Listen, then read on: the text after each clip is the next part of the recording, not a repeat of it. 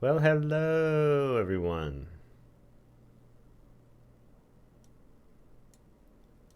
I'm gonna make. Did I do the?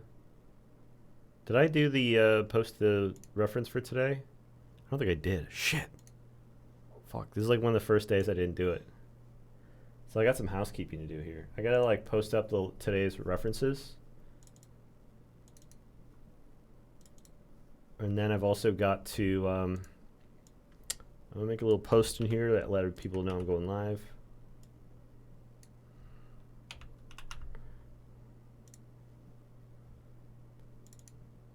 Yeah, I wanted to start this off by shouting out. We got some subs. Oh my god, did Stream Elements just disappear? Hey Kim. Hey Kim, I was looking at your brushes. I think I might buy your brushes. Stream Elements is like fully shit the bed. What is going on?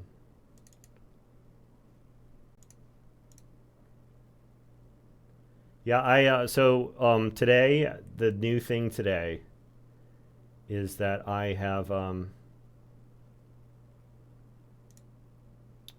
I don't want stats. I got Windows. I got Photoshop CC working. I got Photoshop CC working as intended. Stream Elements doc. Okay. Stream Elements doc is displaying. Oh, it's blank. Oh, there it goes. There it goes. Yeah, I want to see it because the first thing I want to say is like right as we were closing down.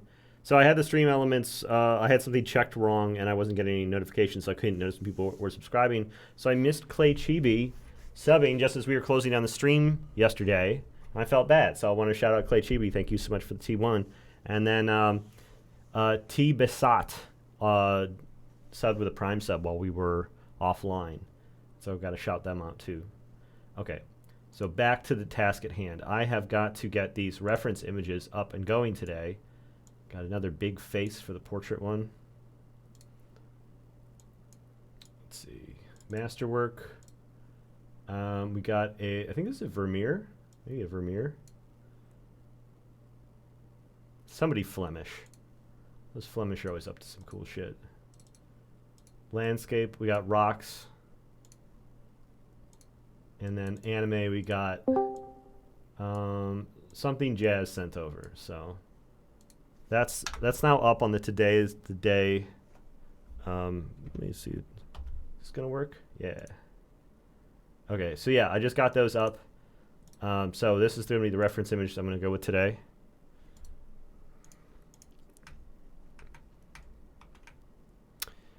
Okay, yeah.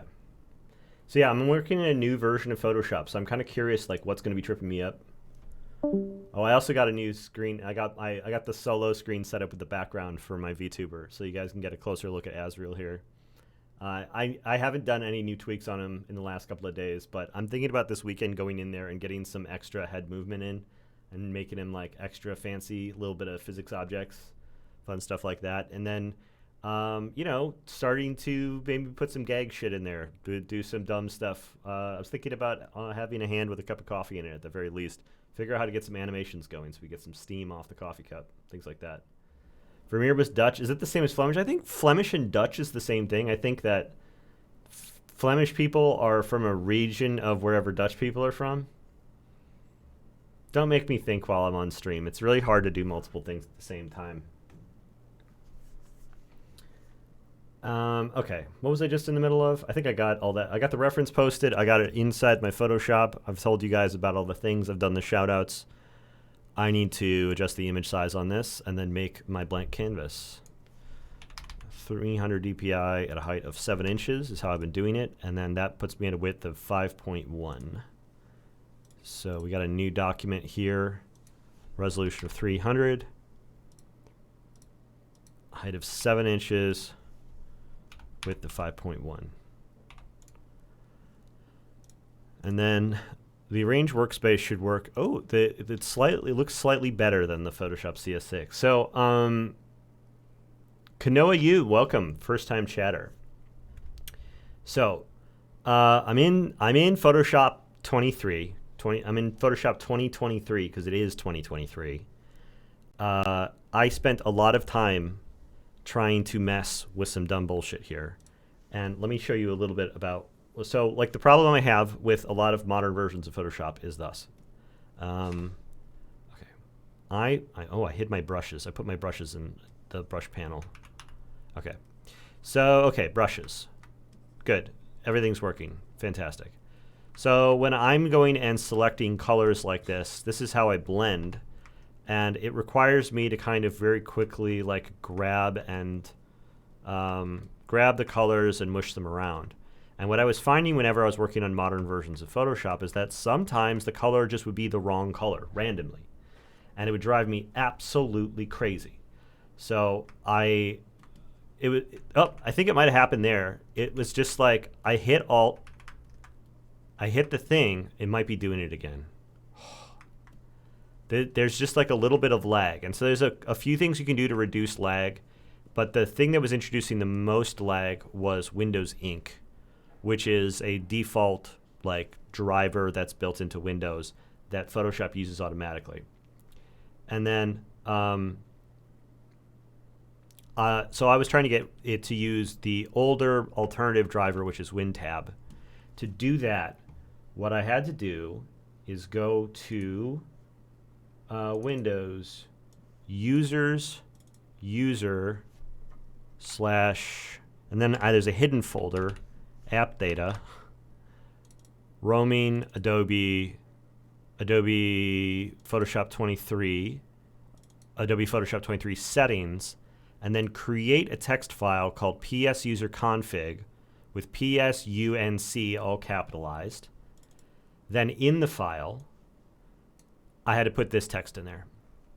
And there was a couple of different ways of like, there was a different, more simplified version of this that worked on previous versions of Photoshop, but it was not working for me this time.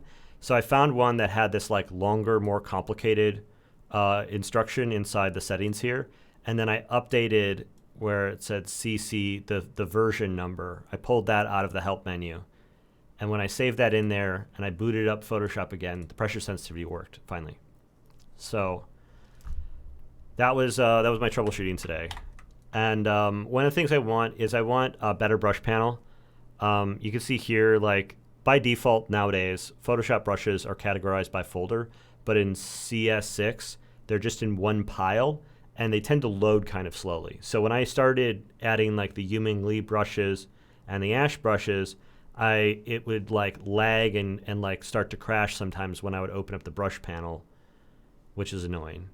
But also, I wouldn't be able to tell which of the brushes that were added were the Ash brushes and which were the Yuming Lee brushes. So I wanted to try some of these out, but when they were in this giant pile, totally unorganized, I could see these are smudge brushes.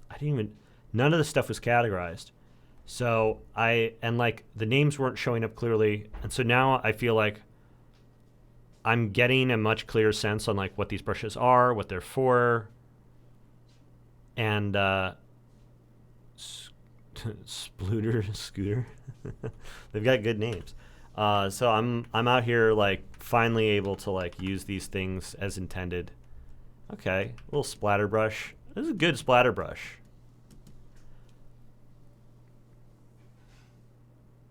It's a pretty bloke. Yeah, he's got some crazy goat-like features. I like a goat-like, they start looking a little goat-like in the face. A little bit of fancy hair, a little fancy haircut. It's hard to beat. So, yeah, now I've got that set up. The other thing is Photoshop CS6 can't do a color wheel. I thought this was crazy. Yeah, all that config shit is like impossible.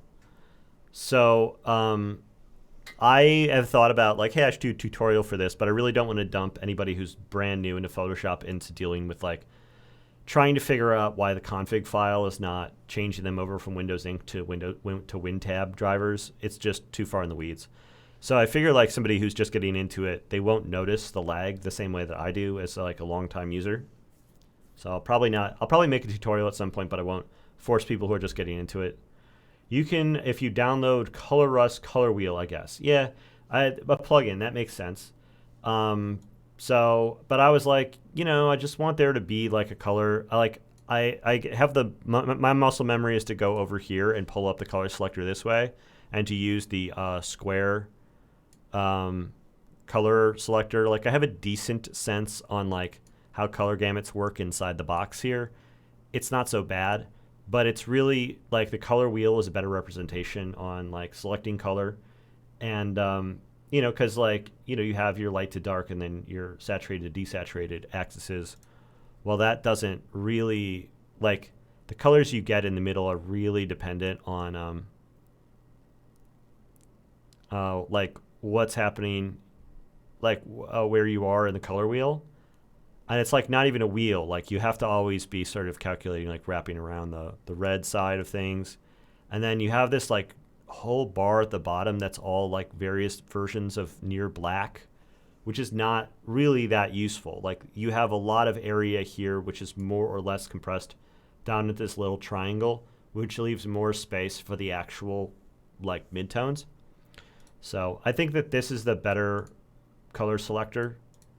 And I wanted to switch over to it. Oh, man. We were watching a tutorial where someone was using, like, the craziest color selector possible.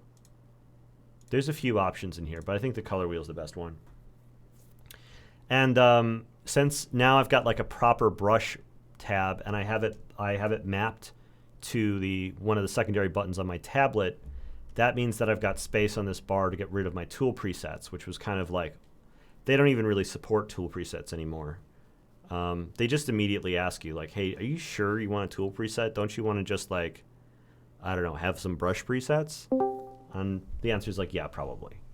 It's a better idea. So, hey, Adam. Hey, how's it going, Pete? It's going good. So, yeah, so I'm in here. I'm gonna give it a shot. There are some things I want to see if I can like change the way they work. Like, there's some preferences in here. There was one in particular that I found that I thought was awesome. That I was immediately like, yes, please stop doing that. Use shift key for tool switch. This thing kept getting me because I mapped the lasso tool.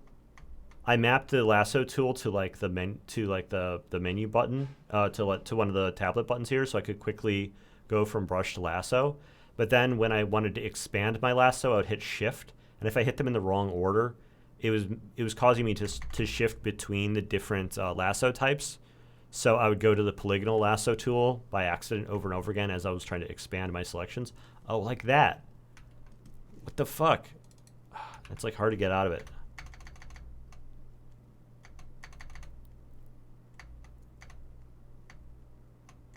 What order do I need to go to? Okay, so if I click it multiple times, it goes through it. So if I click it again after it's already up, so I have to make sure if I'm going to use the lasso tool like this, I need to like, it also auto-magnetizes back to the brush if I just like click and release it. But I want to like, if I want to expand selections, I guess I need to release everything. The temptation is to want to keep holding shift and then keep hitting the button. And I think that's what's throwing me. And I end up back in this wrong lasso tool. I don't know. I'll figure it out. The other thing that's weird is the hotkey. They switched the hotkey for step forward, step back. In history, people like to smash Control Z to keep going back. I developed a muscle memory for Control Z toggling.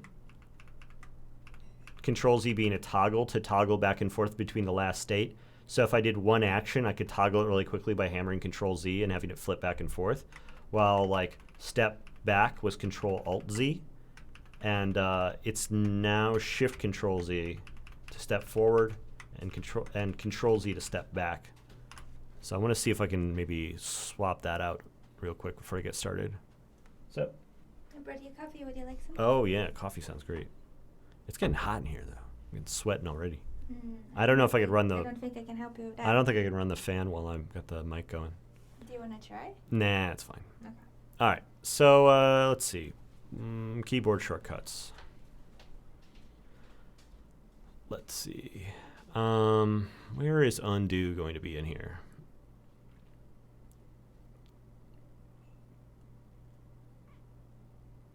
These look like they're all application menu commands.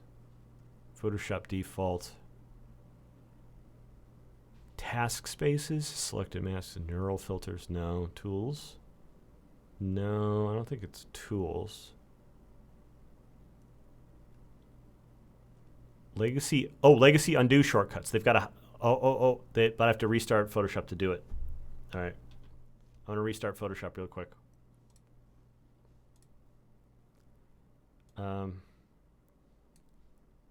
Save my reference.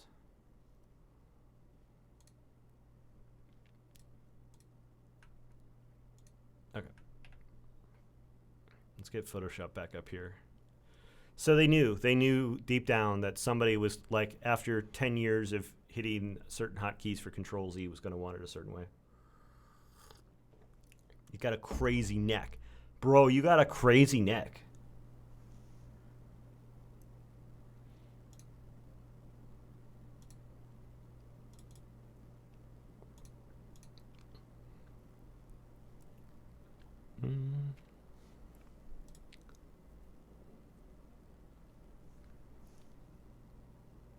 Was this it? I think this was it. And I think they've got some, do they have reference panels? Or is that a plugin also? I don't know. There's like, there's 10 years worth of additional features in here that I am not up to speed on. That I'm going to be like figuring out where they differ. Okay, so yeah, now I don't know why you would need to restart that to make this work, to remap the hotkeys. But yeah, so now Control-Z does that, and then Control-Alt-Z does that. Control-Shift-Z goes forwards. Great.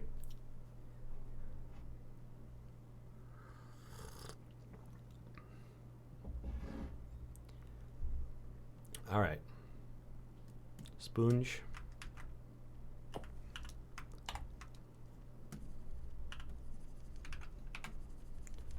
All right. Well, it's a version of Photoshop, so I can't be that far off from it working the way I want. I think I'll be all right. I'm so quick to complain about things not being exactly where I want because of how used to, like, my work methods I am. All right. Adam, what's going on with you, man? Oh, just rolling out of bed. Late start today. Oh. Yeah, you closer to the West Coast? Yeah, it's 10 a.m., 10:20 right now where I am. Oh, so okay. I'm like so yeah, you're kind a of little further west. Western. Yeah. Yeah, it's good. Are you is this you taking a crack at transferring to CC from like CS6? Yeah, maybe. There's like just a few things that I want out of it, but one of them being that, like, I don't know if you've noticed that my interface when I'm normally painting is like microscopic. Yeah. That's because CS6 doesn't properly scale to a 4K monitor. Oh, okay, that makes sense. So it's just like one of those things, there's like a lot of one of those things going on with my Photoshop, but like I am trying to do educational stuff, right? And that means that my version of Photoshop should look like, if people are going to follow along, my Photoshop should be look the same. Like, it's confusing as hell to like have it be a different version from the people who are following along at home. True. Which is bad on its own. But there's like plenty of other little things that, like, little goodies that I've kind of wanted to have over the years. Like symmetry is up there. Plenty of people like, wait, what is going on here? I thought I just activated symmetry. Is it not? I guess I don't know the controls for anything. Yeah, there we go. So being able to like paint with symmetry, things like that, would be like really nice little quality of life things to have. But yeah, the big thing I think is really just getting me to be working on the same version as the people who are following along at home. But there's been all sorts of little minor things that have that are broken or out of place that annoy me. and then there's also the subscription fee. So I have resisted it for a long time because there really wasn't any reason to go ahead with it. Mm. But now there are a few substantial reasons, and so I'm trying to see if I can get it to work. I was trying to do it a few days ago, and it just has been fighting me. And this morning I spent a little bit of time while Anya was on her stream. I was over here like clearing out the last few bugs on getting it going. I think I'm there. Yeah, I used CS6 for the longest time too. It's hard to beat the price of Free? free. Yeah, I was like, okay, I'm gonna bite the bullet and try out like the new version of Photoshop. Like I'll resubscribe. I hate it, but I will. And then so I went to the Adobe website and I discovered that I had bought a subscription less than a year ago, and I'd uninstalled it, but I had still paid for a year, so I wasn't gonna owe them more money until January anyway. Oh wow. So Okay. I had uninstalled it and stopped using it for, well, while I was still paying for it. Oh no. Which is even worse. So I'm happy to not be paying for it on top of everything else. Well, if I'm going to pay Yeah, for it, I'll at least have access to it. that's right. Are there any other like, because with Photoshop, is it just Photoshop or do you have kind of like a suite of apps? I think I get a suite, like a photo suite, but I don't think I want anything else out of it. Yeah. 'Cause it's like I Oh, you think know what was showing Lightroom up? usually comes with it. Um, when I was looking around, I was seeing, where was this? I found that like my version of Gigapixel was showing up as like a Photoshop plugin. And I'm like, Oh, oh, can I just use Gigapixel inside Photoshop? That'd be kind of sweet. that'd be nice. That's for upscaling, right? Yeah, that's the AI upscaler. I was using this Yeah. thing a lot for a few minutes. There's a one-time fee. It's like $100, but like I used it a ton. Wow. Barry So Leo, like, hello. So like, say like if we're using like for the reference images, study. It might be actually really useful in some cases because some of these were pretty low res. I was trying to do that Karate Girl was like awfully low res. oh wow, yeah. Um, and so let's see what it can do. Oh yeah, there we go. Whoa. You got a little bit of AI-ness in there, Mm-hmm. but and you can see like the little things that are hanging in the back. They get especially wobbly. She gets this like line under her eye. But here, one of the things I like about this is we get a few different models here that we can try, and it'll do different things. You'll get different results based off of the different models you choose. Like for instance, here we're seeing less wobble in these things in the back, and that mark under her eye is less pronounced. I feel like the fingers are also becoming a little bit more apparent as to like where the hand pose is. Oh yeah. But like even if you don't get a ton of accuracy out of these smaller details like in the folds and stuff, it's still just like hard to see through all of the pixelation and JPEG compression that you get from the low res. And so, we can ask it for face recovery. What do we get from that? It like works. It's working its ass off. It's so slow, and it's only working with like one JPEG. I figure it's got to be burning a lot of cycles trying to figure out what the fuck's going on in here. Did that do anything good? I don't think that did shit. No, not really. It like smooths out the face a little bit, which I don't care for. Gamma correction. I'm pretty impressed with what it It's like. I've gotten better results out of this than I have out of Photoshop's upscaler. Even like Photoshop 23's AI upscaler, that is like in their neural filters, performs significantly worse on artwork than I've Yeah. gotten out of Gigapixel. Yeah, because So I've tried like I got like a CC like trial for a few months, and I was trying their neural filter Oh, upscalers, and I the wasn't super impressed. HQ version gives me this like really intense like chromatic aberration throughout the whole image, which is wild looking.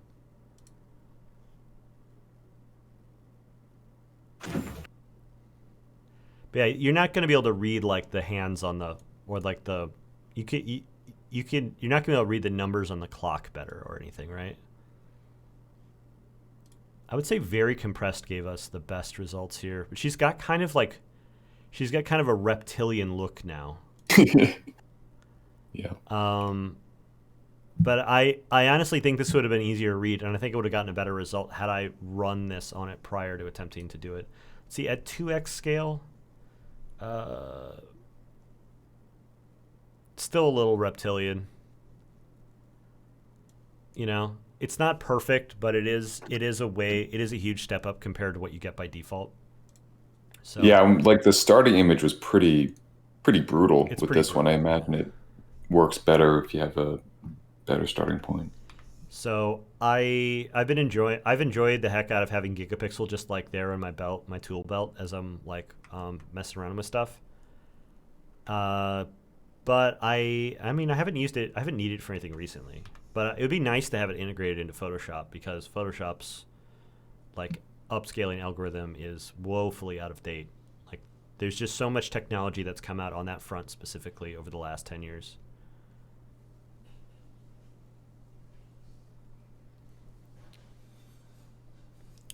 So I've been doing this like I've really changed the way that I've been thinking about doing these studies after watching a bunch of tutorials in addition to like my own experiences with studying.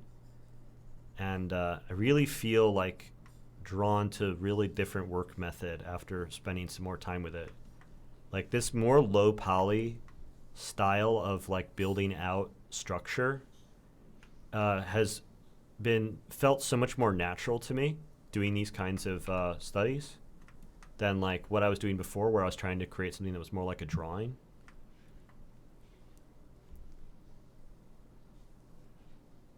Yeah, because I haven't seen you start out with a line drawing for a single one of these studies. I did it a little bit, but before where I was like blocking in more along the lines of like the value pattern where I was trying to get more precise about like, you know, if I'm drawing in the eye to draw in like the specific like or like trying to find the mouth first and then build all the shading around the mouth. I found it's a little bit easier for me to start with a kind of lower poly version of the whole thing. And like around the mouth build the structure around it and then find like and then use that as kind of a loose base to find where to cut in the detail. That's been like the method I've been trying for the last few days, maybe week. And it's been getting really comfortable really quickly. The only problem is that like I need to like develop a little bit more of a sense on like spotting exactly where like the low poly version differs from the model still, because it's easy to sort of look at the low poly version and be like yeah it doesn't look like the model at all because it's still coming together. Right. So I think I need to squint a little harder. And do you think that this is going to, because you did a painting yesterday that wasn't a study, it was your own thing. And do you find that the way you're studying now is going to change the way you approach your mainline paintings, or do you think that you've kind of nailed down your method there? I think it's already started to affect the way I'm thinking about my mainline paintings a bit, but I might be more over time. My recent one, the strength painting, I've got a proper face in here. And as I was Right. loosely painting it in, you can see it's a little bit more planar. I had a drawing to start off with, but once I started getting into the rendering, I was building in something that was a little bit more planar and structured than what I have been doing in the past. So all these studies have been leading me to like have an easier time with like faces and heads and stuff. Nice. So it's been coming up some. Obviously, it's like not for everything, but Hmm. I don't know. Like, there's something about looking at the model from a three-dimensional perspective as opposed to just patterns of 2D light and dark that I always knew was like productive, but I didn't really practice it that much.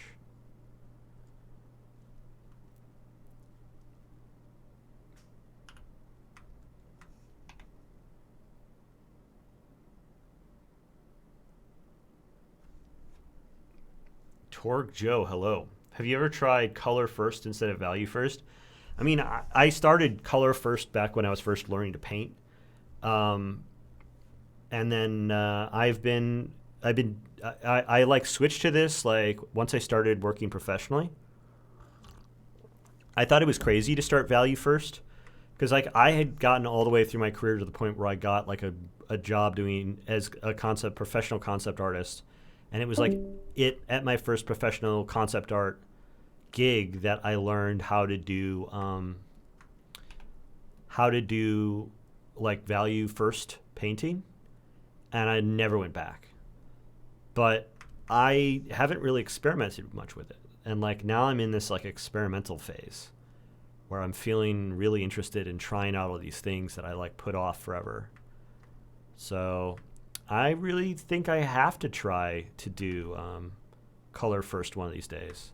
I've definitely met artists on Discord recently that told me that they could never imagine painting anything other than color first, and I thought that was like wild. Like, cause I felt like I haven't met someone like that in a really long time, but like Discord is now putting me on a collision course with more artists, and I'm like getting to see more diversity in terms of working methods than I was before.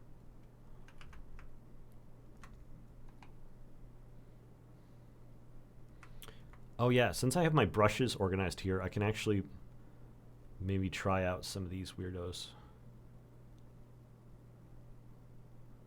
What am I looking at?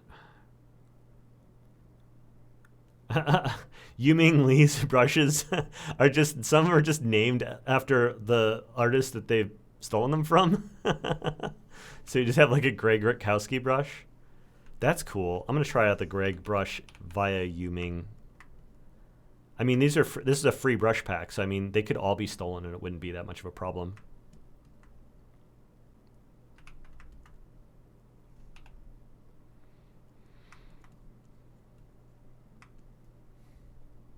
That Rutkowski brush is everywhere. Everywhere, you say? I went to the grocery store. Rutkowski brush. I went to the karate dojo. Rutkowski brush.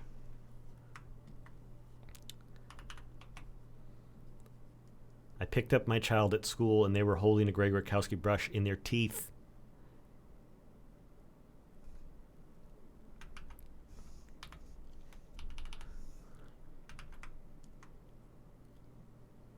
What's your whole brush situation, Adam?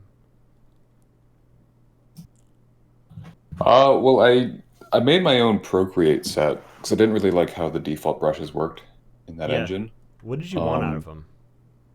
what I want out of them? What I basically tried to do with my set was I would have my iPad and a piece of paper side by side, and I Mm-hmm. would attempt to simulate what it felt like to draw with pencil the best I could with the iPad, and I would like kind of go back and forth and try to develop a pencil that felt like it was just a pencil on paper.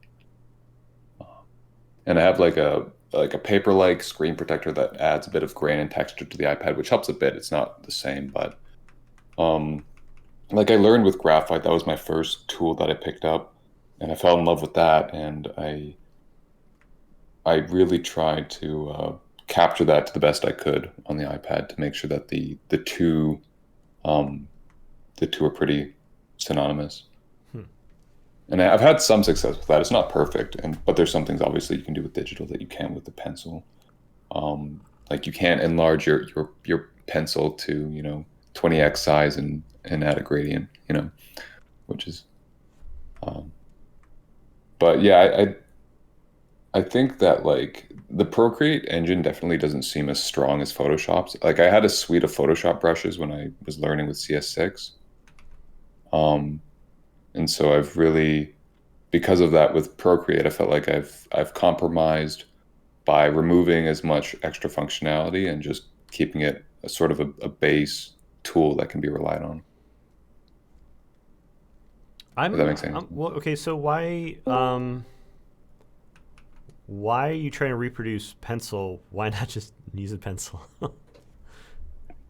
Well, because I like having everything on, like I do draw with pencil sometimes still, but I like having all my sketches done digitally just so I can like reshape them and not have to redraw them if I'm going to bring them to painting. Mm-hmm. I just like it's just less tools for me to bring around too.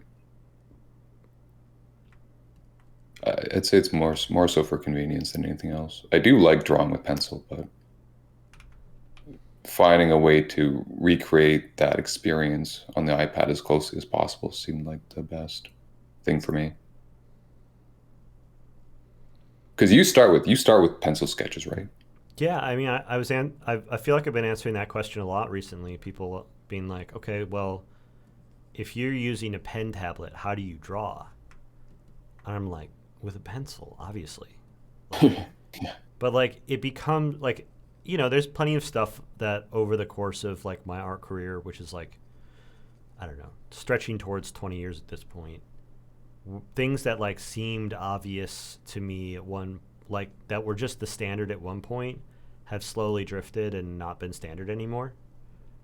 I didn't think pencil was going to be one of them, but it really feels like that right now. This Greg Rutkowski brush is driving me crazy, and I hate it. My first reaction is I don't want it. What's this hard round? I love a good hard round with a little texture on it. Maybe this is what I want.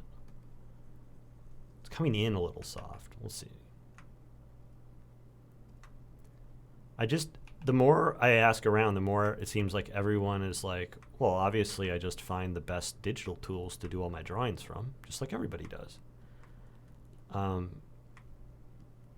I'll forgive that like everyone under the age of 25 just uses an iPad for everything, whether it's drawing or painting or whatever.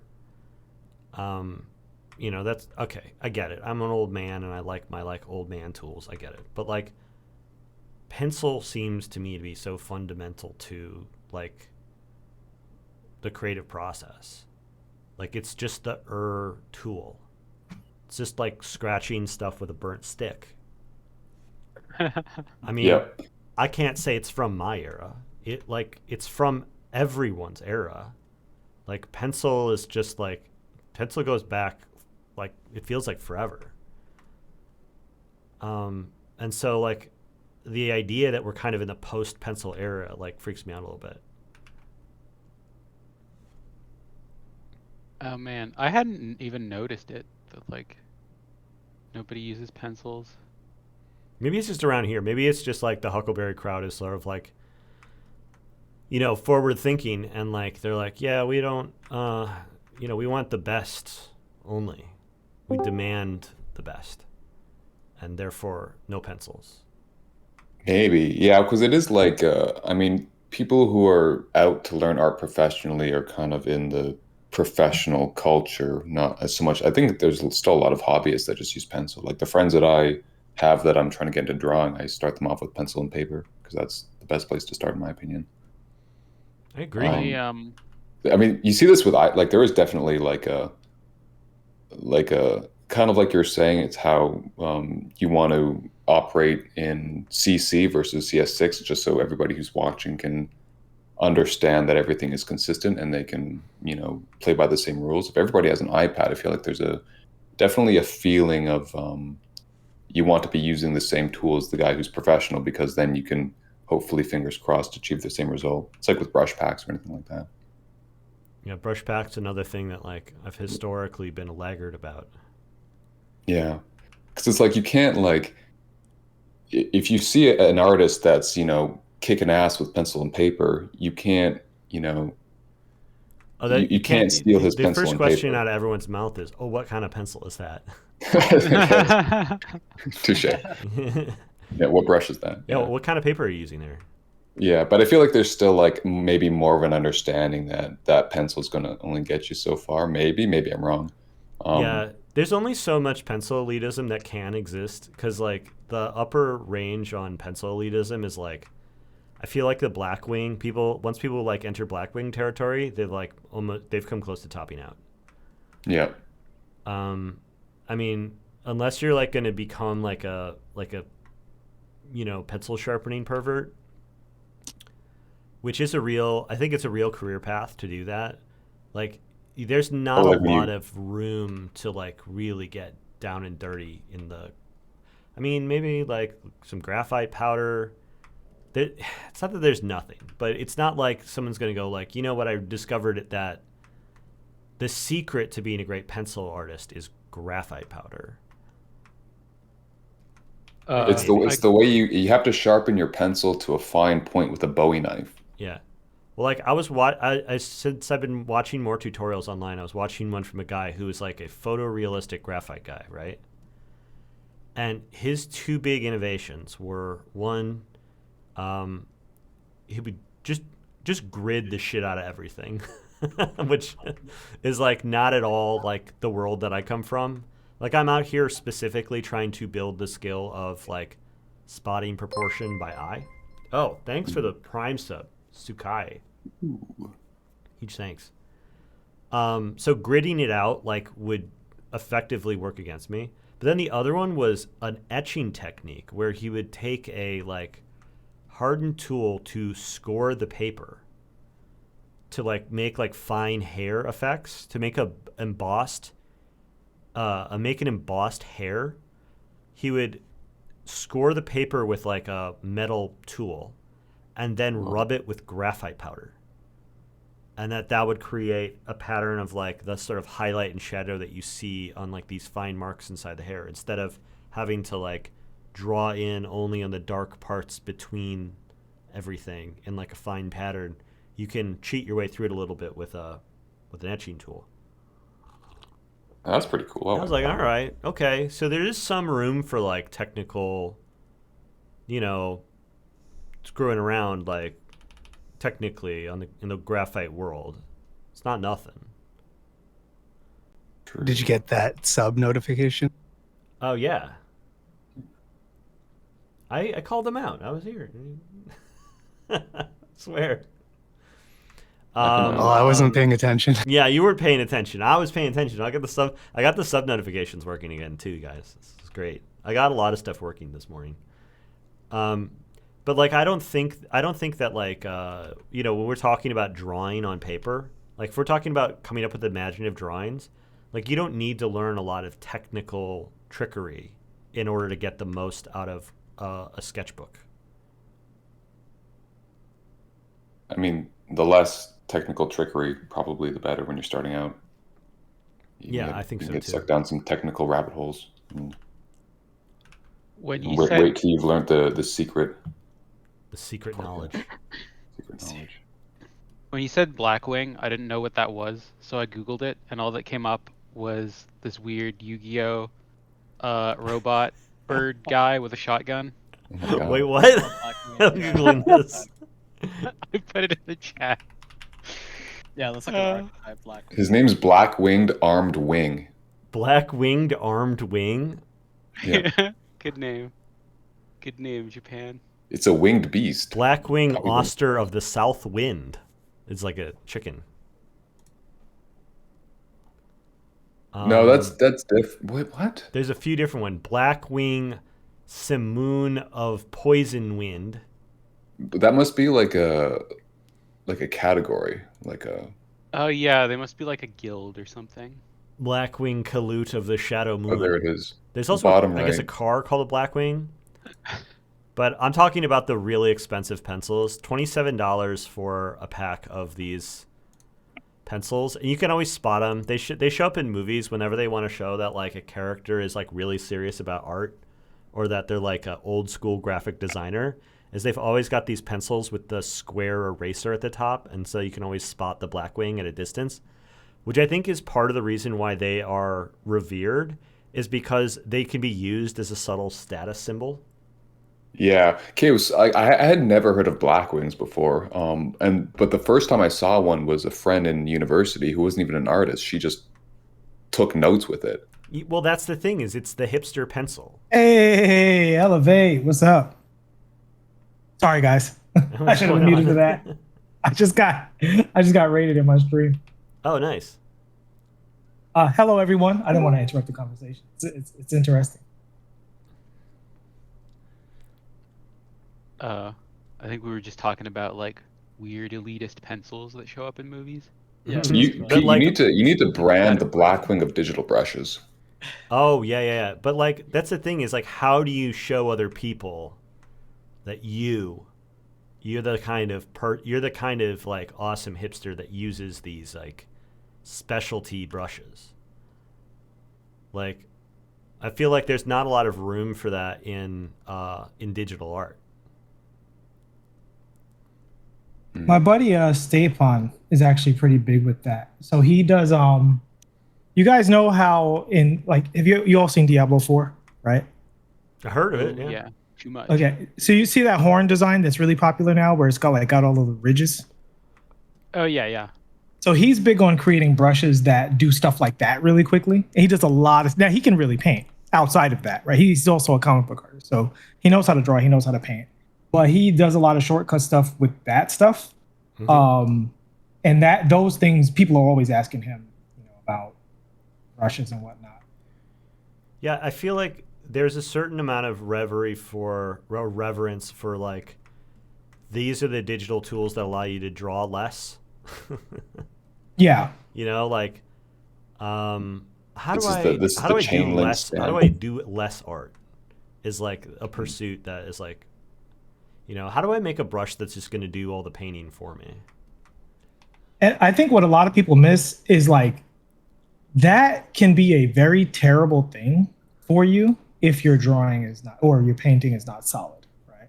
And when I say drawing, I mean even like your drawing skills within your painting. Because what happens is there's two things that go on. Number one, people don't know where to put stuff, right? So like if it's funny, the piece I'm working on now, I actually just figured out a technique that made it easier for me to place where details are going to go without actually having to draw them before I draw them, right?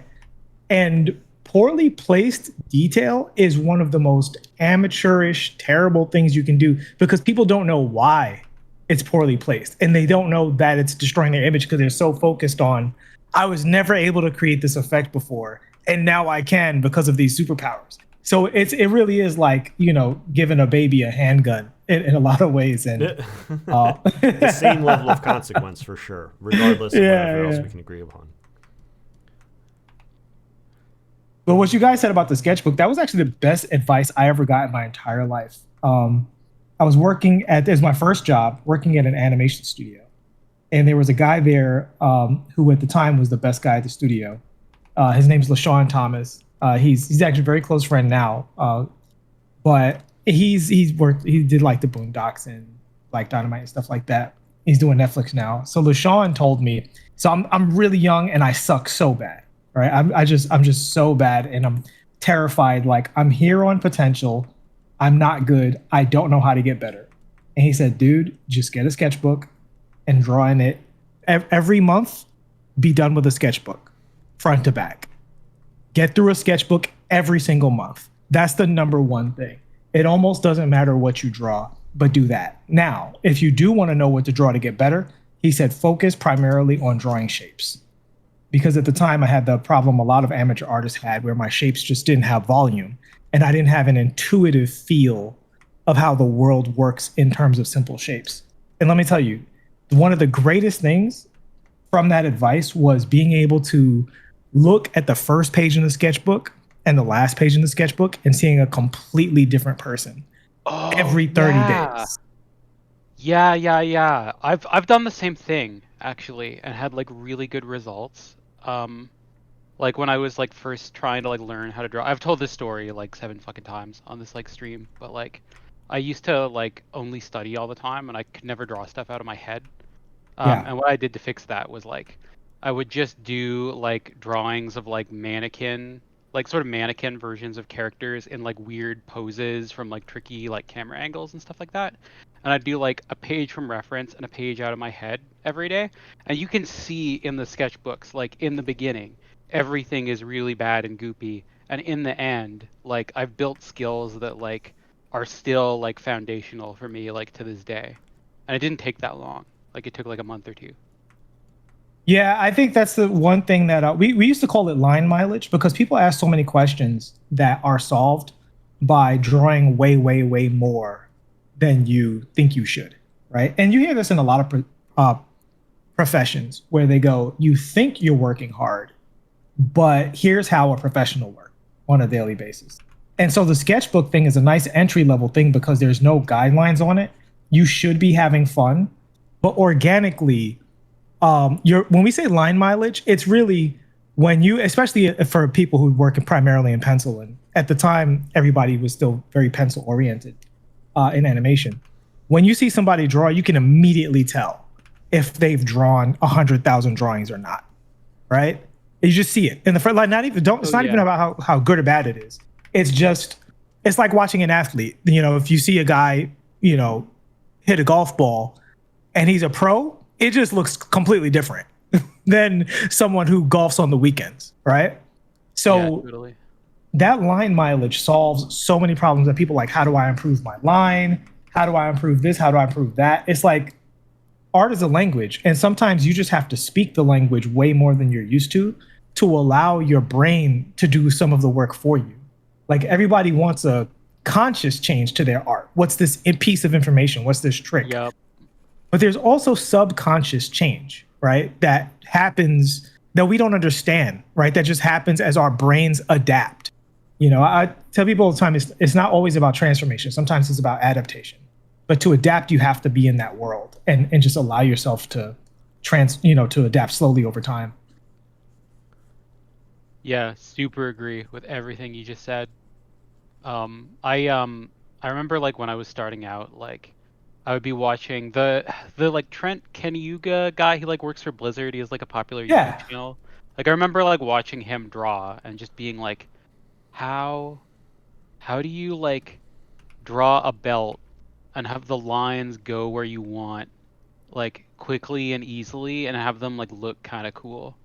Like just the lines themselves, and just like not getting it, being like, it's just impossible. I don't get it. Like this guy just has something I don't have.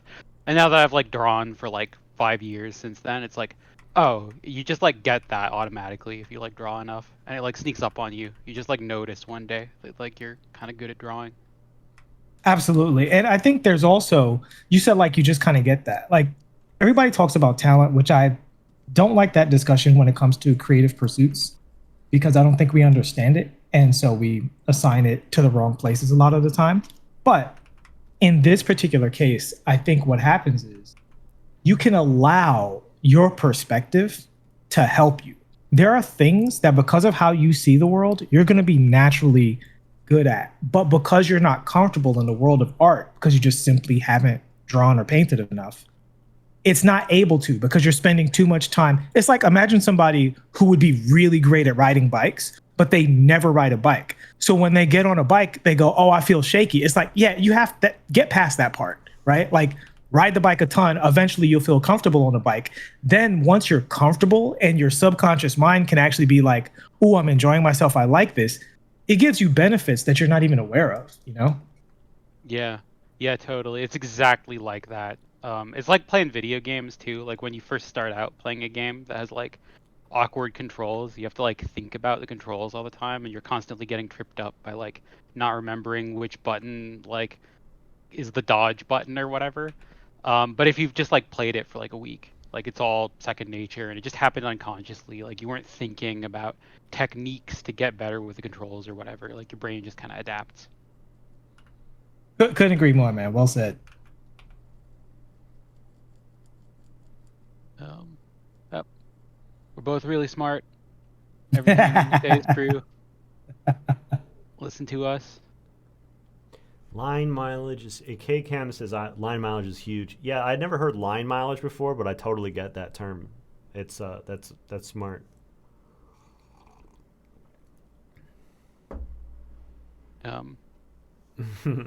There was Tim like an saying that argument people about get like upset when she says that like art isn't an inborn talent but like a learned skill. I mean, yeah, I don't know. Like there's a lot of stuff in this world that people just have like their weird prejudices about. Like they just assume that things are a certain way, and they get like it's like there's like only so much you have control over change people's mind about it. So I personally like when I'm in situations where I'm not around a bunch of other artists, like talking about art. I've tried it. It tends to not. I don't think it goes over typically well. Maybe my social skills are also pretty bad, so that might be a part of it. I keep thinking I've had this like interaction. There's this interaction that sticks with me a lot, where people ask me what I do, and like I struggle with it sometimes, even though I feel like my job's pretty straightforward. Like if you say comic book artist, people know what a comic book artist is, right? Like have you ever said, I'm a comic book artist, and people go, what's that? No, everybody. Yeah, okay. In fact, Just they checking. always say I don't want to go almost off the on same. I don't want to go deep on a point and then have you just like disagree with me instantly. All right. But Yeah, like yeah, no, if that's fair. if I'm getting my hair cut, right? And this has happened. And somebody says, "What do you do for a living?" And I go, "Fantasy artist." I feel like what they hear is sort of like a made up thing, kind of like sandwich artist. Like, you know? Like I think in this room you can say, "Oh, yeah, fantasy art," and people like know what you mean. But if you say you're a fantasy artist, maybe it's like, "What, do you work on Fantasy Island? Like making people's dreams come true? Like what is that job exactly?" I don't feel like people have weird understand. terms, right? Because so one thing people will say to me a lot is like, "Oh, you draw like a graphic artist," and I'm like, "Yeah, none of those words mean." Yeah. It's okay. It's not your field. There's a lot of female characters in movies that are graphic art. There was like a period of time where every girl who was like creative in a movie or TV show was a graphic artist, aspiring graphic artist.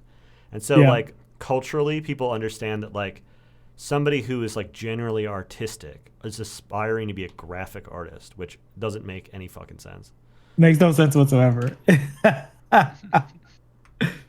Maybe I just don't know a lot of graphic artists. Maybe I've like gone to the places where graphic artists keep out.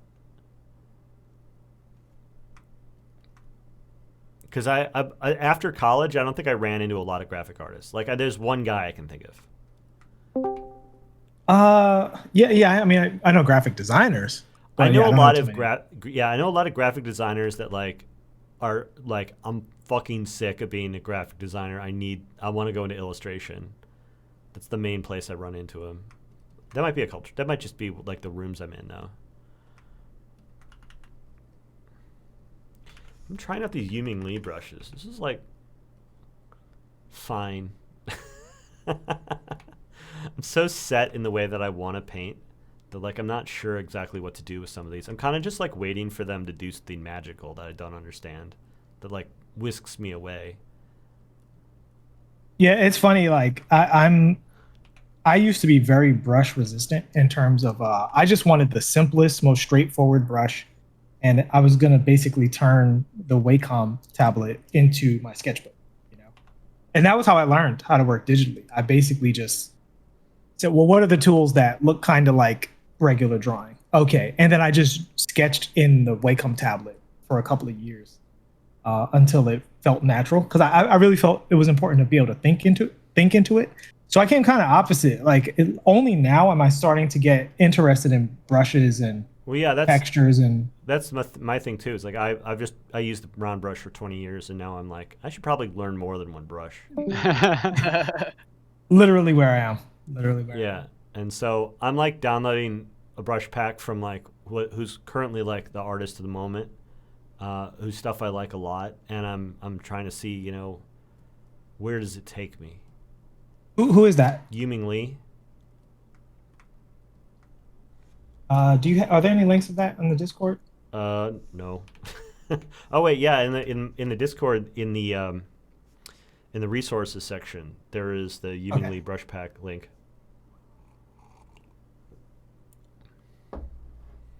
So I've been eyeballing some brush packs for the first time, thinking like, you know what, maybe I should figure out what the deal with these brushes is. Like people seem to really care about these, and I've been being I've been a bit of a curmudgeon. I've been scoffing at the whole thing for many, many years now.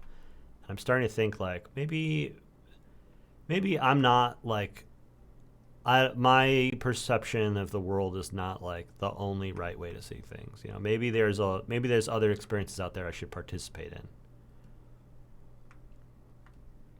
Yeah, what happened to me was I was still struggling, particularly when I upgraded my Wacom. I was struggling to get the feel that I got on the older, smaller Wacom.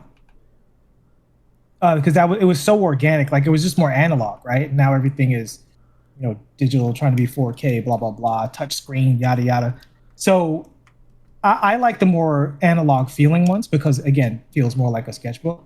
So for a while, I was working, and the end product was fine, but drawing itself wasn't as fun, right? I just didn't feel like that flow that I would feel when working in pencil or in the older devices. So I eventually found, it's funny, I think it's a default sketch tool, the mechanical pencil, and it completely changed the way I approached drawing. And then I found another brush, which again, I think it's either default or it's Friendin. It might be a Friendin brush that allowed me to do tones really easily. Is it Ray Friendin? And allowed him, I don't know Friendin's first name, but there's one Friendin who makes brushes that's really popular. Okay. So it's probably, I know that guy. Yeah. That guy used to show up to my local art store at like art meetups. Nice. In Chicago. Yeah, so Friendin's brushes are really popular in the comic book industry. He's a cool guy. Oh, awesome. So yeah, Ray's since we're on a first name basis now, me and Ray, his brushes are really great. And I found one that allowed me to really think in tones, which midtones is something that I had been struggling with. And the brushes really opened it up for me, which I even hate to say out loud because, if people are learning, don't listen to that. It was the right tool to help me get better at a particular part of the job. Yeah, he's like opening up like a brick and mortar game store last time I saw. I've seen his Instagram posts or whatever. He's opening up like a fancy looking brick and mortar game store in some middle American city, like Philadelphia or something. I don't remember where he lives right now. There was a point where he's living on a farm, like he was making a bunch of brush packs and like doing animal rehab, like getting like rescue horses and stuff. That's kind of cool. Yeah.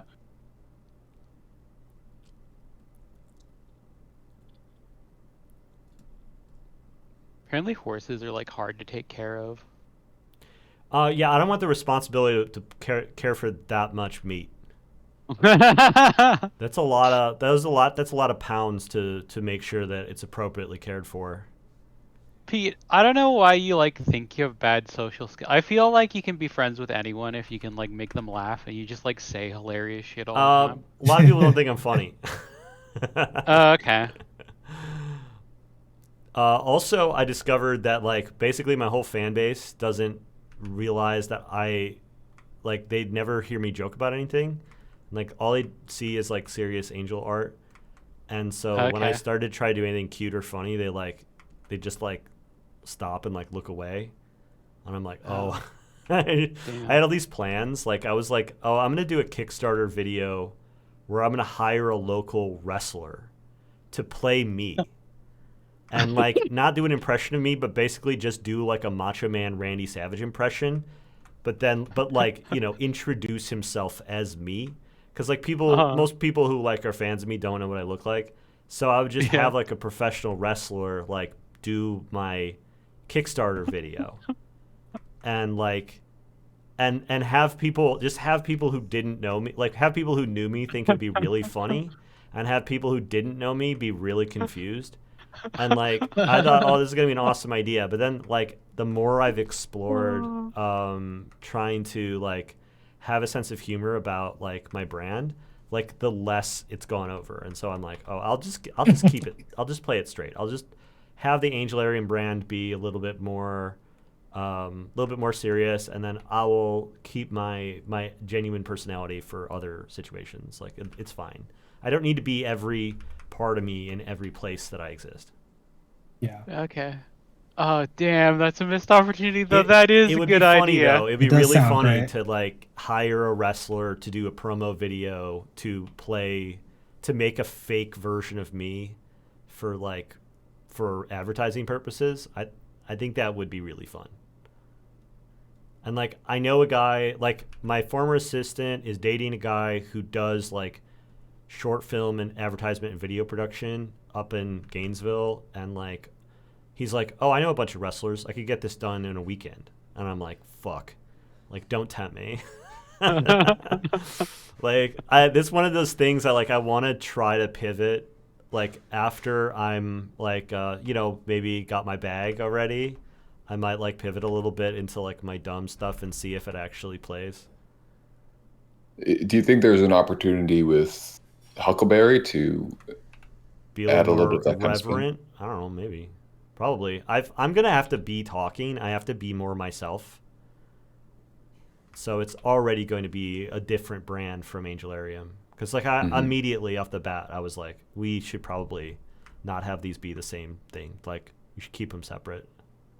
Yeah, well, even in the way you named it, and then I mean, is your the Discord icon? Is that there to stay? Is that the official Huckleberry? I don't know, man. Yeah, that's. I guess the icon creates a little bit of a statement of intent, doesn't it? Yeah, I think so. Yeah. People think it's funny too. Like they get the joke. Like That's good. That's good. yeah. The like career counselor lady I've been talking to, like I showed her your like post about it and she laughed. And she's like a normie, right? Like so. At least I think. You never know. You never know who's like a secret like one of us. But, Who's a closet freak? yeah. I'm like struggling a little bit with the interface here. There we go. I gotta go back to old Huckleberry. Yeah, I've been going back and forth on what I should name my like default round brush set exactly the way I want, whether it's old Huckleberry or maybe the $1 million Photoshop brush.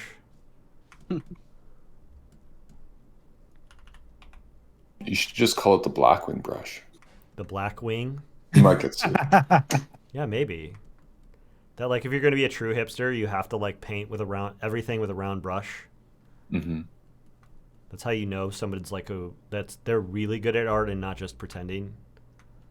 I mean, there was I did observe like a kind of moment of culture where the hard round brush was the pinnacle of digital art creation. If you wielded this, you were a warrior of the straight path. Oh yeah? Was there Yeah. was that like 2016 and I missed it or something? I don't remember when it was, but there was like I think it was probably happened on YouTube where there was somebody, a bunch of people were making videos about how if you use anything but the round hard brush, then you're You're a you're poser. you're a poser and you're using the veneer of textured brushes to paint over your inadequacies. I don't actually feel that way, but I would love to portray that personality. I feel like like a dark Pete Mohrbacher, like wrestler sub personality. I think there's room for that, where Yeah, you get you have, really like- aggressive about the rules of art, and you have the Face Pete and heel Pete. base Pete, Sigma Pete. Yeah, no, but like I see, I've gotten to see how that plays out, and it's called the Ethan Becker channel. I'm Yeah. not a Oh fan. no. Not a fan. Yeah. I kind of like, I get what you mean, but I kind of like genuine, like Ethan Becker. Like he does his like performance, and it's like kind of annoying, but then he'll be like genuine sometimes, and I like him way better when he's like being genuine. I've only seen a bit of like the performative version, and it's just like I get it's a character, but I don't like. I think there's already too much of that attitude in the space, and I just don't feel Okay. like we don't need more of it. Mm. That's just like I think that's built on my old prejudices, though. I've never met the guy. Yeah, he seems like a swell dude. Like the real him seems like a swell dude. the character is a little annoying. I agree.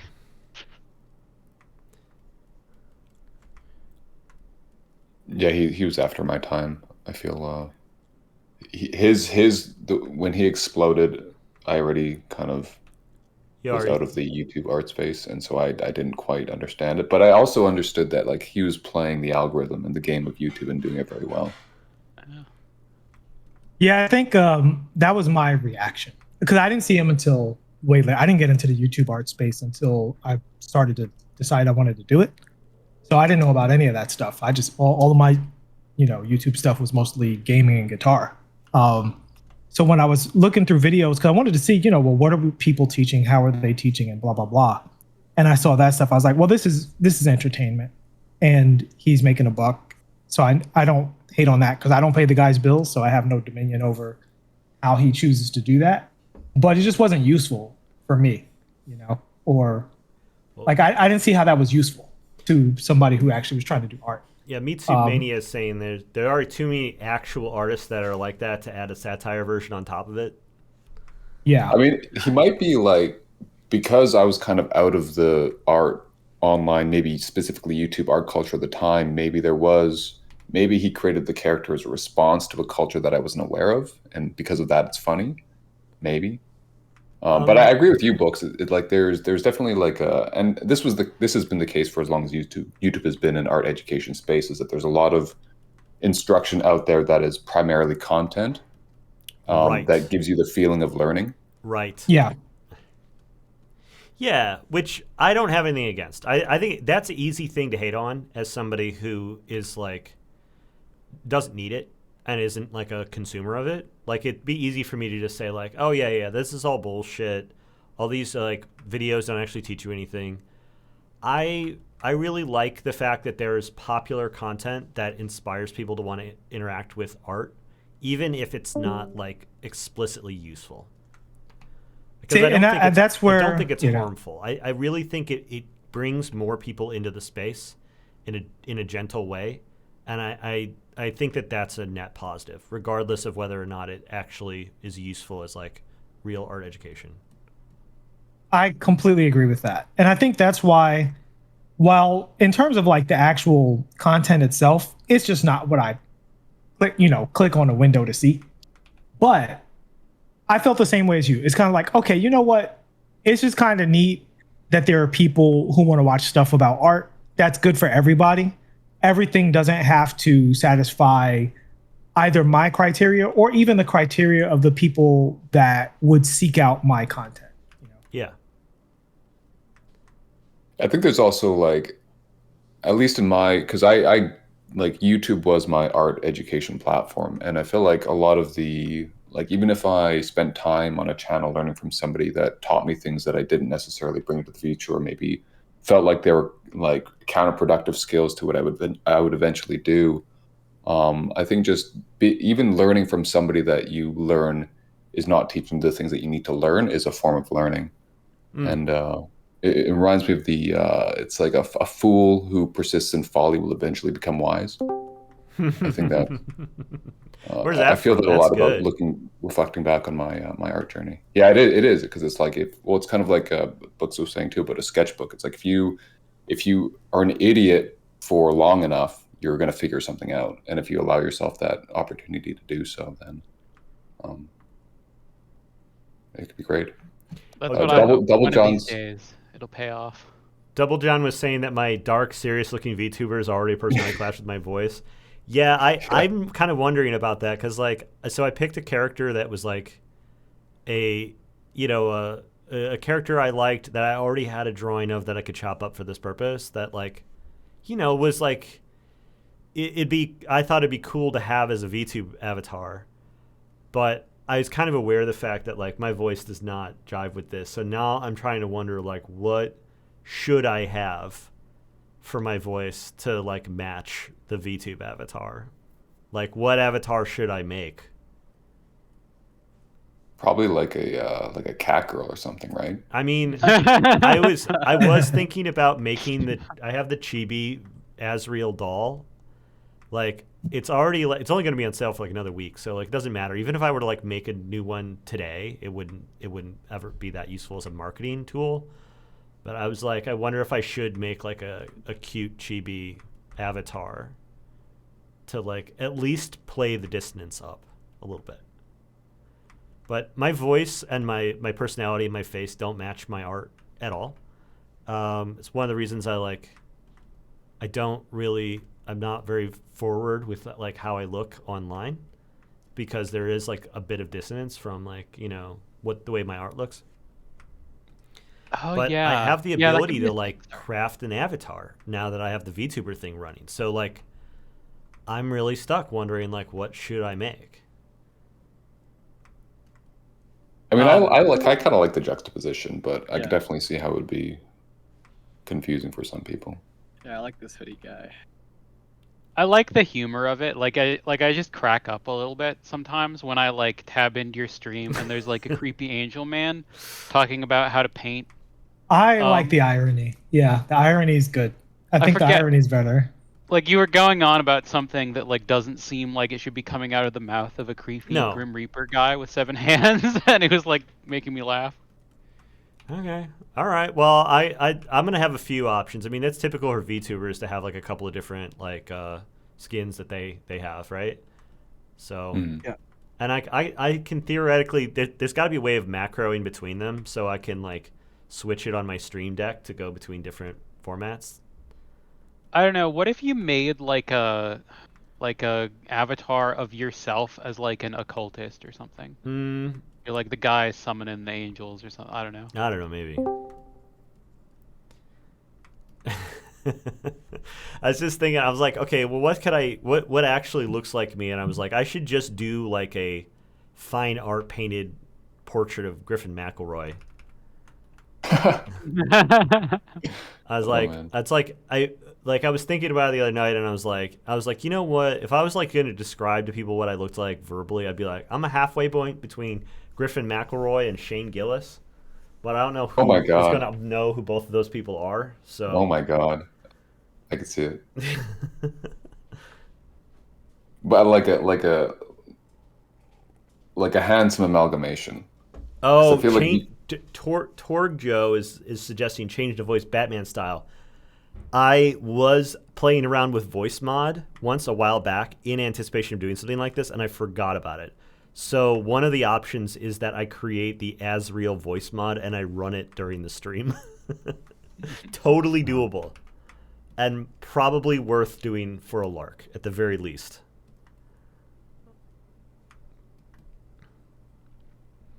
So I need to like but I would need to resubscribe to voice mod, which is annoying.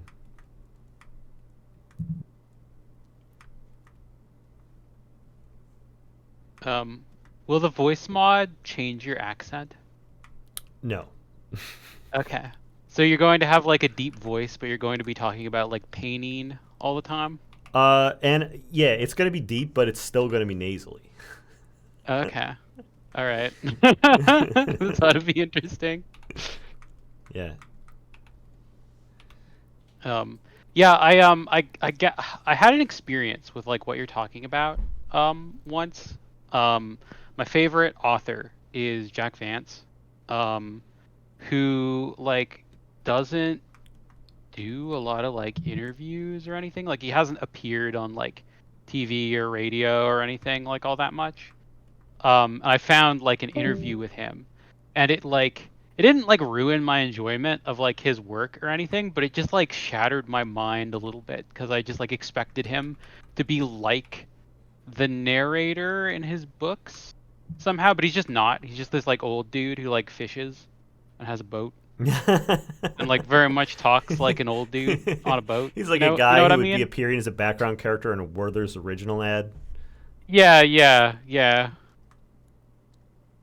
It was weird. But I don't know what I was expecting. Like, there aren't like dope fantasy novel narrators just like walking around in like New York or wherever. Well, I guess there's people who are like professional audiobook narrators or whatever. There's plenty of people that look like their art that I know. Oh. don't Like, have Yeah, I remember this. there was a moment on Twitter where everybody was like, all the people who did look like their art. There was like a Twitter thread of people showing how much they did. Yeah. It's kind of what is it? What is the effect called when you look like your dog? Oh, good I question. think there's a name for it, but you know it's a thing. It's like well, a thing that people say is a thing at least. Where either you select a dog that looks like you, or maybe you're. Dogs Well, it like has to be you. that. There are definitely I mean, you can tell with like Miles Johnson, for example. Like his art looks like him because he explicitly references his own face, and you can He see his keeps face in his painting art. self-portraits. I mean, that helps. Yeah, exactly. I've known plenty of people that look like their art. Yeah. I don't. I'm also like the opposite of my art. I draw like nothing but cute children, and like I'm all muscly and have a beard.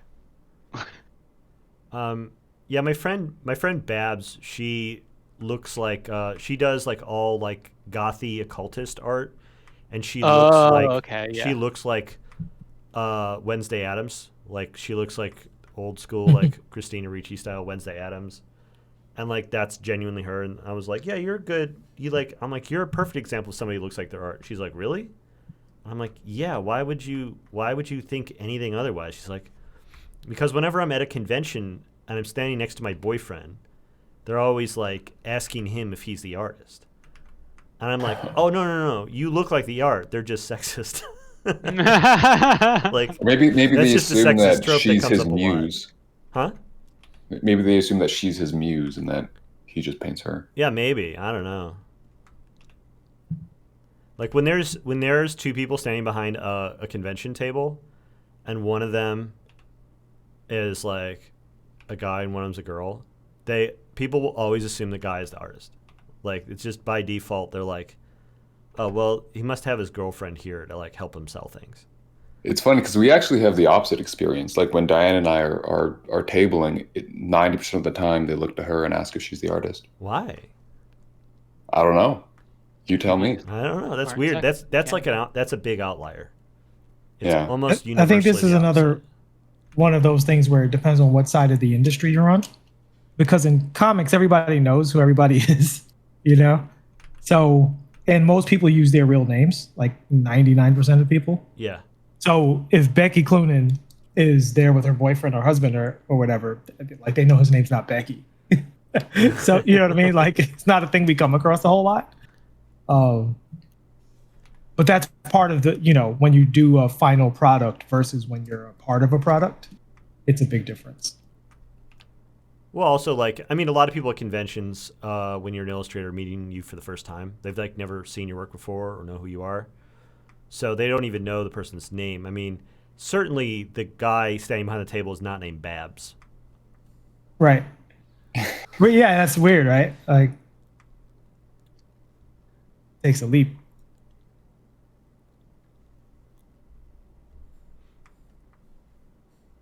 But yeah, I had a friend helping me out at a table, and he looked like a keyboard player from like a new wave band. And everyone would walk up and they'd be like, "Oh my god, I love your art," and he'd be like, "No, it's this guy, the guy that looks like a slightly fatter Griffin McElroy," and they'd be like, "Oh, you guys do amazing art." Couldn't let go of it, huh? They don't want to believe it. Yeah, no, they were like, well, this guy that's like looks like really emo, he's got to be at least a part of the duo here.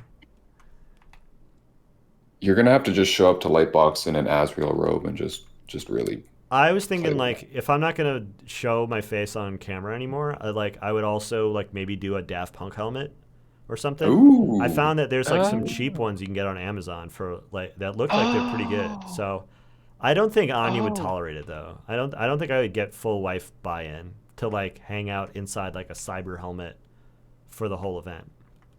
Yeah, What because about she's hanging out with you, right? Taro? Yeah. I mean, there are two Daft Punks, right? Yeah. Well, not like literally like one of Yeah. those helmets, but like a Daft Punk like helmet. And it's like know you can who, like- find photos of those guys, but like you know, it's not like I'd be like reverse face revealing like fucking Dream or whatever, right? But yeah, I don't know. I don't think I could get it. I don't think that like Anya would tolerate me dressing up in like cyber cosplay for like a whole weekend. She'd be like, "This is stupid and weird. And I don't like it." So I'll probably just be myself. It's always worked in the past. I've always sold just fine. People don't really seem to be put off too badly by the fact that I don't look that much like my art when they meet me. And what is funny though is if I ever have a salesperson that is like just a doughy white guy, people who will like go away from the table and come back cannot tell the difference between us. Like I've got such a nondescript NPC look that like they will, like, the voice is usually a giveaway, but like if they've heard me talk, if they've heard me on a podcast or whatever, they'll be able to recognize me. But if not, it's like total crapshoot. Could be any random weeb in the room. No, no. Now aging weeb is fit in just fine. You know the like Drakengard guy, like Yoko Taro? Yeah, has where like he's a got the skeleton weird mask all the helmet. time. Yeah. Yeah, that seems to work for him. It's Yeah. memorable as hell. It's a good branding move. I was looking at stuff like that, and I was like, you know what? That seems pretty cool. I could do that. I mean, I'd say my power to do it. I just don't know if I'm going to. Probably not. It would be cool. It's a fun idea, though.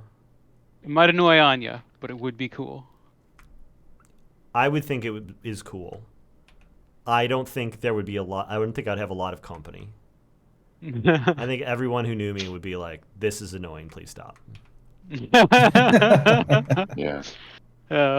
No way, man. You gotta make friends who are all like big D&D players. I think they'd be into it. Okay, because there are VTubers that go to conventions. Do they have to show up in a because I imagine, like, especially with like Depends. VTuber entertainers, the Some people of them develop a are- relationship with Some their of model. them are face revealed and some of them aren't. So Okay. like some of them will only show up to events like as a screen. Like they'll just bring an iPad and have the VTuber on there. Oh my God. While other ones will like cosplay as their character. Right. But yeah, some of them are like have revealed what they look like, and like it is part of their brand that people know like what they look like behind the avatar. I don't know why I know this much about VTubers. The YouTube algorithm feeds me stuff, and then that becomes my new personality.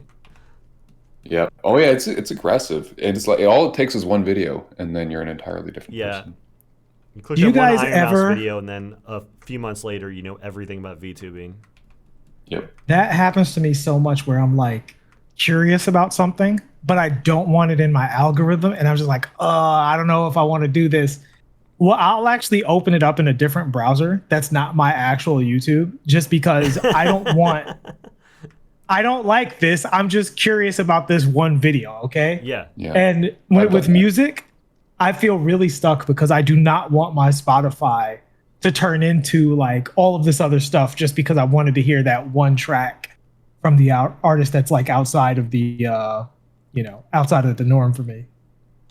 They need incognito mode. For Spotify? Seriously. Oh, that's a great idea.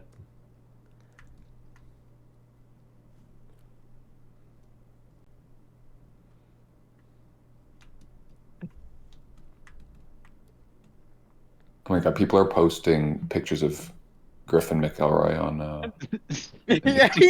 Posted On something where? really On the fun. chat? Yeah. Yes. Yeah. Oh, let me see. Here, let me find some Shane Gillis. Yeah. This I is don't like have him as the, like the, the guy the from text chat JP's up. delivery Let me pull it service. up. So good. McElroy's delivery service? Yeah. Yeah, there's some of that. Yep.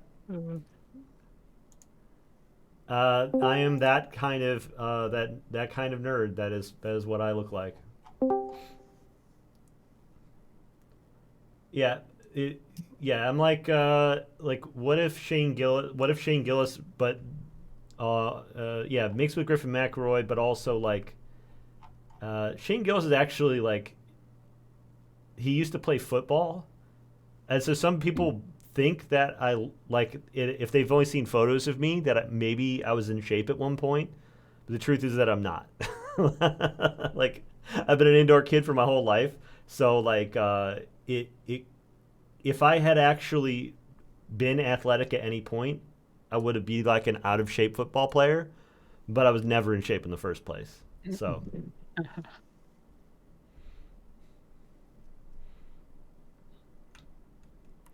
I there's no there's not a point there.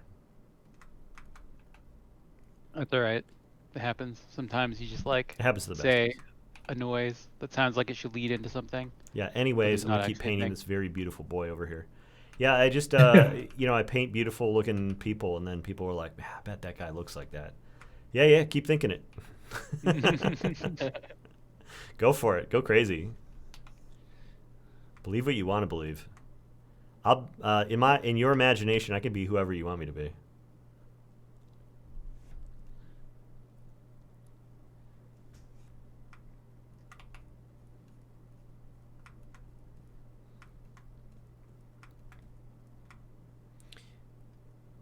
Yeah, there's this moment where I was like getting hired to do art for this DJ. Like there was this deal where they were like, oh, we want you to do a ton of art for this upcoming album. There's like a ton of money involved. We want to get you two collaborating together, like a genuine collaboration where she's gonna be making this art. She's gonna be making these tracks, and you're gonna be making art pieces inspired by the music. And I was like, okay, great. It was like there's all this money on the line for this thing, and it was like this big thing that was happening with like NFTs, and like everyone was like, hey, you can really be who you are, and okay. So I was like, yeah, I'm so excited to be collaborating. Here, check this out. I'm like, here's me. Here's I'm out here tonight grilling up some sausages or whatever. And it's just like me being like suburban dad next to like my pool out in Florida or whatever. Not like photos of me, but just like my lifestyle. And immediately she's just like stop responding to any messages related to the project. Oh no! Like, be like, oh, I'm gonna be collaborating with a fucking loser. She's a like globetrotting DJ or whatever, and it was just like immediately stopped responding to any messages related to the project. And then like it was like a few weeks of her manager trying to convince me that like the thing was still happening, and then all the work that went into it went straight into the garbage, and I was like, okay. Oh my god. That was pretty funny. I mean, those are some serious Zuckerberg grilling meats in my backyard vibes. Yeah, it was. Yeah, that I look back on it and I'm like, yeah, I should just like not tell people who I am or express myself authentically. Like that'd be better. That's awful. I'll just like not be a real person that has like a real personality, or like talk about things I really enjoy, or show what my lifestyle is like to anyone online. That'll be good. Yeah, I'll keep it that way. Yeah, that's kind of the sense I got with like Because the way Zuckerberg tried. You're right. Zuckerberg was trying, right? he did try, and he's like, check it out. We all because that was like the Sweet Baby Ray's. Everyone was like, Sweet Baby Ray's. Fucking piece of shit lizard man. What a goddamn psycho. And I'm like, every time I walk past Sweet Baby Ray's in the grocery store, I'm thinking about like, what kind of damage did that do to their brand? Do you think it hurt or helped? I think it hurt. I think that like for me, Sweet Baby Ray's is like permanently associated with like Mark Zuckerberg staring like lizard-eyed straight into a camera, right? And like people's utter disgust at his like love for this barbecue sauce is like my only association with it, because it's not like I have like I don't have like a core memory associated with eating Sweet Baby Ray's. Like who fucking cares? It's just like the barbecue sauce that's in the grocery store, right? Mm-hmm. So then like this meme is born, and then what else are we gonna think about it? I mean, I had Sweet Baby Ray's for the first time in my life last weekend. Yeah, what was it like? I had Zuckerberg saying smoked meats on repeat in my head. Yeah, exactly right. But it added a kind of like culty cultural flavor to it that was if I was going to a grocery store and I had the option between choosing Sweet Baby Ray's and some brand I don't recognize, there's a part of me that would choose Sweet Baby Ray's, not because, oh my god, somebody posted a mashup of Griffin and Shane. No, I mean it's just Griffin McElroy's head on Shane Gillis's body. But yeah. Yeah, you need to run that through like an actual art reader. Yeah, someone should run that through an art reader. I mean, now that people in the chat are like out here like playing with the memes, like I don't see any reason why we shouldn't. That's actually how I discovered the McElroy brothers. Was like a friend who I'd known since college was like, "Have you ever heard of my brother and me?" And I was like, "No, why?" She's like, "I started listening to this podcast and this one guy like he kind of looks and kind of sounds like you." I'm like, is that a good thing or a bad thing? She's like, "He's very popular, so not a bad thing." Good. Oh god, I hadn't seen the Zuckerberg video. He does seem kind of like a lizard. He is, dude. He's like an android. Yeah, it's not. He's trying though. He's like, always trying. Like I see him trying, and I don't think it's like the thing that I don't get about Zuckerberg is like he knows that he struggles with these things, and yet he insists on being the brand, the face of his company's brand. Like he has so much money, he could pay anyone to be the face of Meta, and yet he's like, I should be the face of Meta, and like he knows, and yet there he is. I like it. I don't know. I kind of like it. Yeah, he's like a lizard man who like he genuinely wants to be accepted by the humans, and like for that. Okay, if there's a presentation and some like trained speaker is going to be giving it versus Mark Zuckerberg, I'm going to watch Zuckerberg. I'm going to choose Sweet Baby Ray's because there's going to be he's something interesting in his weirdness, but to also enjoy. I think like, you know, he has like genuine interests. Like, you know, there was the whole like Mark Zuckerberg Elon Musk fight that was getting hyped up, and it's like Zuckerberg actually does combat sports in his spare time. Like he's out there he likes like it. competing. Yeah. So I think Zuckerberg, like most people, the answer is more authenticity, not less. When he pretends not to be an android lizard man, that's when he goes wrong. Lean into it. Just be like, yeah, I'm a weird android lizard man, but I want to be accepted by regular people. And I like MMA, and I have a gajillion dollars. Yeah, he's like, my face doesn't animate right, and I know that. It's okay. Like, that's fine. Like, I've made peace with that a long time ago.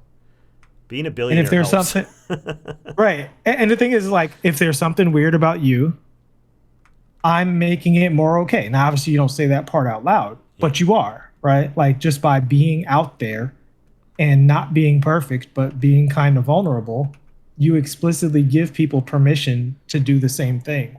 So maybe. I think... I mean, he is part of the most reviled social class in the world right now. So I don't really think that people are looking to him to be like, you know what?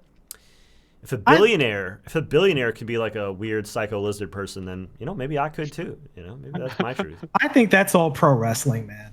Like, people say they hate billionaires, but like every time first of all, you have to tweet bad about someone. So why not tweet badly about someone that essentially is going to be okay at the end of the day, right? Yeah, Because you're always punching up bully- when you're swinging at a billionaire. You're punching up, right? But when I see them encounter people, 99 times out of 100, they're just like, oh, it's so cool to meet you. Like, where's all the hate? Like, that's not how people treat people that they genuinely dislike. You know, like when you hear about people whose reputation is actually ruined, they're like, yeah, it sucks. Everywhere I go, people are like, hey, what about that thing you said? And then, I have to wear a hat and sunglasses and I had to move over here and I can't get a job. Like, it's really bad to actually genuinely be disliked. They're like, Zuckerberg is pro wrestling disliked. Nobody even knows him. You know, you don't know him. You just see what people say. Well, I think nobody knows him because he doesn't exist in public spaces. You're not going to be like, oh man, we went out to a restaurant the other night and Zuckerberg was out there and he was super chill. Like, yeah. He exists on a plane of existence that only is populated by like the richest people on the planet. Like, you're never gonna run into Yeah. Mark Zuckerberg. You're not gonna run And into isn't that anybody just most of the weird? time. Like, because you know what I mean? Like to never interact with regular people. Like that's the thing. I think if you want to be liked by regular people, then you have to actually talk to them and treat them as equals. It's like Yeah. what is it? There's that one town in like Idaho or whatever where Charlie Munger is just like hanging out, going to the McDonald's or whatever. He's like the richest investor in the world, but his favorite food is McDonald's. So there's just this weird old rich guy that's got like a trillion dollars who's like hanging out at the McDonald's just eating Big Macs. And they're like, that's Charlie. He's not famous because he's charming. He's famous because he's like more money than anybody else. And sometimes he's in this McDonald's and it's just him and Bill Gates like eating cheeseburgers. That is wild. Damn.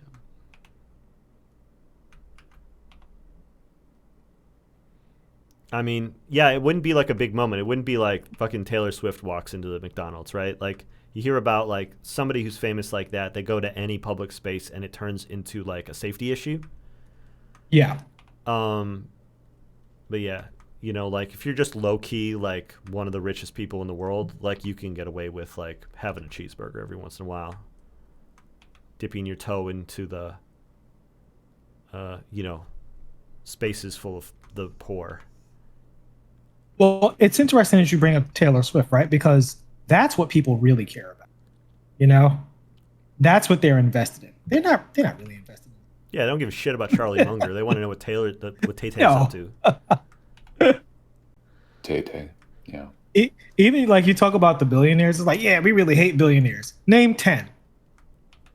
Right? Like, I don't think I can make it to 10. I can maybe make it to 5. And like You in some know? cases, if you just let me name what they were rich, what made them the money, I think I could probably make it to 5. yeah. It's like the guy who's owns all like Louis Vuitton and shit. The Right. French guy who is briefly the richest man in the world because he owns all the luxury brands. I don't know his name though.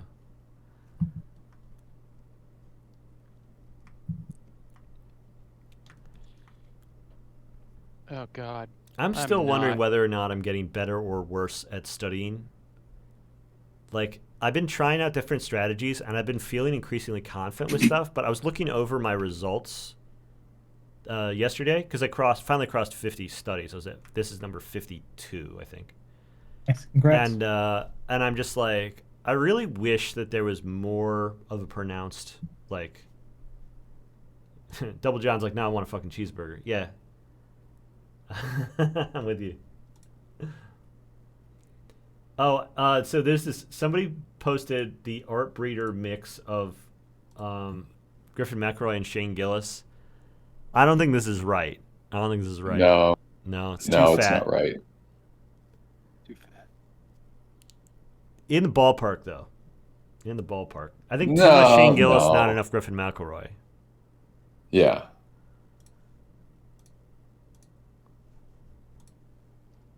No, that's a disservice. That's not. Yeah, I'm not posting any pictures, and nobody should post pictures if they're going to respect me. So, too bad. We'll never know. I'll let you guys. I'll give you guys feedback on the Art Breeder stuff, but I won't actually allow any kind of actual images of me to be used in this project. Oh wait, I was cutting out a piece and then I got distracted by the memes. I was going to reposition this eye a little bit.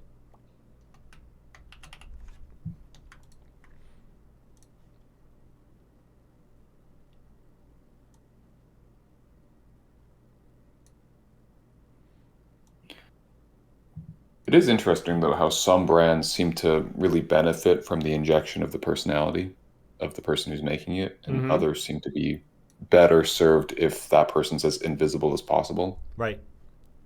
Because I have seen brands that they're like the art is secondary to the personality, and the art doesn't have to be really anything but something for the person to talk about.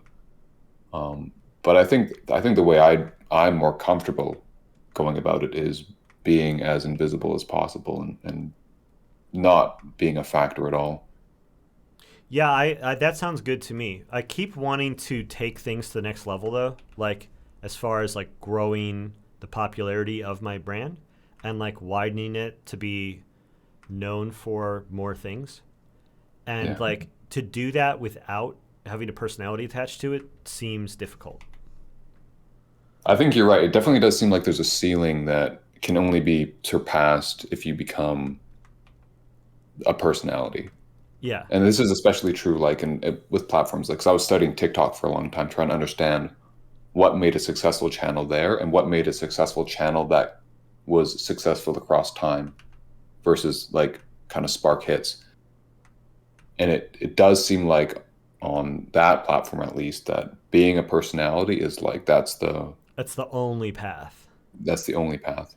Yeah, it's part of the reason I don't do TikTok is because it's like, not only am I not particularly interested in generating video content myself, but like my art has always been the brand, just like people like the images, and that's not what people using TikTok are looking for. Feels like.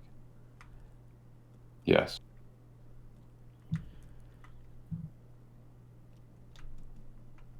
Yeah, I think I don't think you have to have a cult of personality. I'm always surprised by how many new YouTubers I see that they're popular, like, you know, hundreds of thousands of subs or whatever, but their videos are just slideshows of images, or, you know, it's happening over footage and I've never seen their face, or maybe they've shown their face once. I think it really depends on the area of content that you're filling. I think there are content areas that don't require a cult of personality. So it's all about also what is the service you're delivering to people, right? Right. So for me, I gave in to pursuing the cult of personality when I realized that one of the services I wanted to provide was to teach people. Yeah. Because as an artist, I know how to create a product that doesn't require my involvement because I'm a comic book artist. So the characters in the story are your cult of personality. Right. Right? Like when people follow Street Fighter, they follow Ken and Ryu, not, you know, the director James H. Capcom. Yeah. Right? So Joe it's the Capcom. same. Yeah, Johnny Capcom, right? So it's the same thing for you. Like if you have a Ryu or a Ken that can substitute. In fact, I think one of the easiest things an artist can do to get popular, which I may experiment with this myself, is to create an avatar that's not necessarily you, but treat that person on Instagram as if they're a person, but it's your character, it's your OC or whatever. And this has already worked. We got a raid. FXH Sculptor. Thank you so much for the raid, man. Or woman or person. Very cool. But yeah, so I think it's about what are you trying to give to people? You know, are you giving them pretty pictures? Are you giving them a story? Are you giving them a tutorial? Yo, wait, what the fuck? Sukai gifted 10 tier 1 subs. Thank you so much. It popped up in the chat. Oh, there it goes. Now it didn't pop up on the stream elements. That's awesome. Thank you so much. It's huge. That's awesome.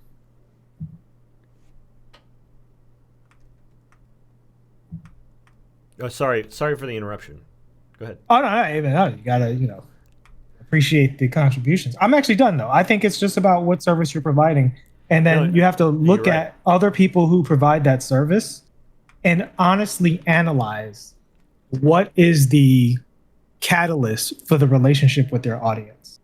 And if you can do that, I think that there are clearly things that require degrees of cult of personality. And some things are so far in the spectrum that people literally have a robot voice and they have 1 million subscribers, right, with a robot voice.